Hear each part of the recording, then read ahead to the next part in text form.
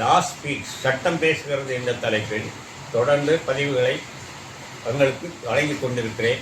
நீங்கள் எல்லாம் கேட்டு சப்ஸ்கிரைப் பண்ணினால் மேலும் தொடர்ந்து அனைத்து சட்டங்கள் பற்றியும் விரிவாக விலாவாரியாக நீதிமன்ற தீர்ப்புகள் அடங்கியது உட்பட எல்லாம் உங்களுக்கு வழங்கப்படும், பதிவு செய்யப்படும்.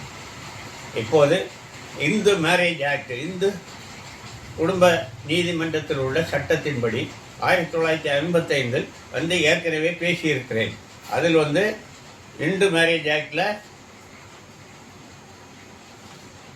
7, 8, 9, 10, 13, 13B, 14, 24, 25 பிரிவுகளின் கீழ் அனைத்தும் உங்கள் முன் பதிவு செய்துள்ளேன். அது என்ன என்பதை மிக சுருக்கமாக இப்பொழுது தர இருக்கிறேன்.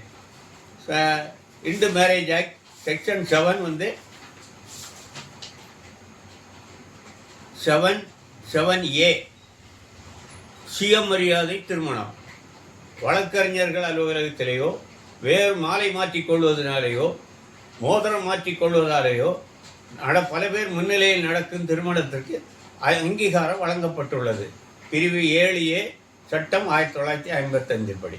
அதன் பிறகு 8 பற்றி சொல்லியிருக்கிறேன். அது அனைத்து திருமணங்களையும் பதிவு செய்ய வேண்டும் என்பது. அடுத்தது 9, 10. 9 பிரிந்திருந்த கணவன் அல்லது மனைவி ஒன்று சேர்வதற்காக ரெஸ்டிடியூஷன் ஆஃப் கான்சுகல் ரைட்டு பற்றி கூறியுள்ளேன். 10 ரெஜிஸ்ட்ரேஷன் ஆஃப் இந்து மேரேஜ், எல்லா இந்து மேரேஜுகளையும் பதிவு செய்ய வேண்டும் என்பது கட்டாயம். அடுத்தது 13 டைவர்ஸ், என்னென்ன காரணங்களுக்காக டைவர்ஸ் போடலாம் என்பதையும் கூறியிருக்கிறேன். 13B கணவனும் மனைவியும் ஒன்றுபட்டு நீதிமன்றத்தில் மனு தாக்கல் செய்தால் அதற்கு பேர் மியூச்சுவல் கன்சென்ட் போட்டு மனுக்கு 6 மாதத்துக்குள் உத்தரவு பெறலாம். ஆனால் இவை அனைத்தும் 1 ஆண்டு திருமணம் முடிந்து 1 ஆண்டு ஆகியிருக்க வேண்டும். அடுத்து 24 மெயின்டெனன்ஸ். வழக்கு நடந்து கொண்டு இருக்கும்போது கணவன் போட்ட வழக்கோ அல்லது மனைவி போட்ட வழக்கோ வழக்கு நடந்து கொண்டு இருக்கும்போது அவங்களுக்கு மெயின்டெனன்ஸ் வேண்டி தாக்கல் செய்ய வேண்டிய மனு. அடுத்து 25 பெர்மனண்ட் அலிமொழி. பெர்மனண்டாக கணவனோ மனைவியோ நீதிமன்றத்தில் மனு தாக்கல் செய்து பெற வேண்டியது. மோஸ்ட் 98% இது மனைவிக்காக மட்டுமே சாதகமானது, பெண்களுக்காக மட்டுமே சாதகமானது. அடுத்து 25 26 குழந்தைகள் யாரிடம் இருந்தாலும் அதை யாரிடம் இருக்க வேண்டும் என்பதை தீர்மானிக்கிற கஸ்டடி ஆஃப் த சைல்டு. அது டெம்பரரி கஸ்டடியும் கேட்கலாம் என்பதை கூறியிருந்தேன். அதில் பெர்மனண்டாகவும் கேட்கலாம் என்பது உண்டு. அதுதான் பிரிவு 26. அடுத்து 27 பிரிவு டிஸ்போசல் ஆஃப் ப்ராப்பர்ட்டி. யாரிடம் எனது கணவனுக்கு தேவையான ப்ராப்பர்ட்டி மனைவியிடம் இருந்தாலோ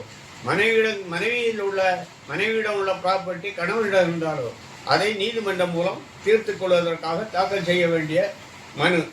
அடுத்து பிரிவு 28 நீங்கள் உத்தரவு வாங்கும் உத்தரவுகளுக்கு நேரடியாக உயர்நீதிமன்றத்தில் அப்பீல் செய்வது 30 நாளைக்குள்.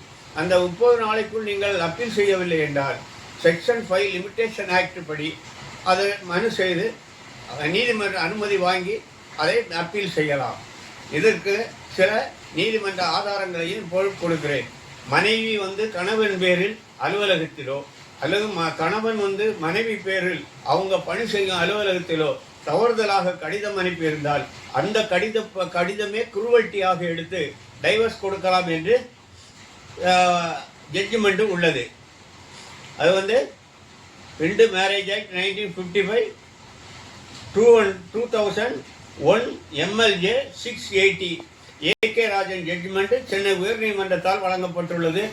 மனைவியோ அல்லது கணவன் பணி செய்யும் இடத்திற்கு தவறுதலாக கடிதம் எழுதி அவருக்கு மானம் போகிறது மாதிரி ஏதாவது எழுதியிருந்தாலோ அல்லது மனைவி பணி செய்யும் இடத்திற்கு கணவன் எழுதியிருந்தாலோ அது குருவல்ட்டியில் வருகிறது.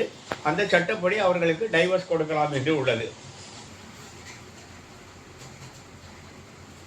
கஸ்டடி ஆஃப் சைல்டு கீழ்கோர்ட்டில் தீர்ப்பு ஆகாமல் சுப்ரீம் கோர்ட்டுக்கு போய் உள்ள வழக்கில் கஸ்டடி ஆஃப் த சைல்டுக்கு 2004 பேஜ் 313 உள்ள நீதிமன்ற தீர்ப்பு சுப்ரீம் டுடேயில் அது பதிவாகியுள்ளது.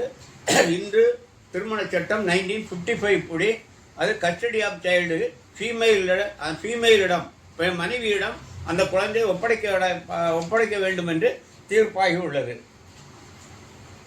கணவன் எத்தனை தடவை கூப்பிட்டாலும் சேர்ந்து வாழப்போகாத மனைவிக்கு எதிராக சென்னை உயர்நீதிமன்றத்தில் தீர்ப்பு வழங்கப்பட்டுள்ளது.